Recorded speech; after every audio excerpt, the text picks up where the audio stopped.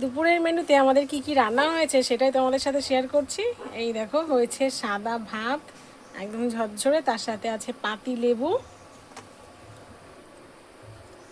এখানে আছে দেখো বন্ধুরা কুমড়ো শাক। এটা বেশ শুকনো শুকনো করে আমি রান্না করেছি, বেশ নিরামিষ একটা তরকারি। এটা খেতে খুব ভালো লাগে, অল্প রস রস রেখেছি, মোটা মোটা কুমড়ো ডগা। আর এখানে আছে দেখো, এটা হচ্ছে সেই স্পেশাল মেনু, ঘ্যাটকোল পাতা দিয়ে চিংড়ি মাছ দিয়ে তরকারিটা। দেখেছো কতটা লোভনীয় হয়েছে দেখতে, একদম শুকনো শুকনো করে রান্না করেছি ঝাল ঝাল করে। আরেকটা স্পেশাল আইটেম আছে, সেটা তোমাদের দেখাই। এই দেখো বন্ধুরা, চিংড়ি মাছের মালাইকারি। মা অনেকদিন পরে বেশ টেস্টি টেস্টি করে চিংড়ি মাছের মালাইকারি রান্না করেছে। চিংড়ি মাছের পিসগুলো দেখেছো কতটা বড় বড়।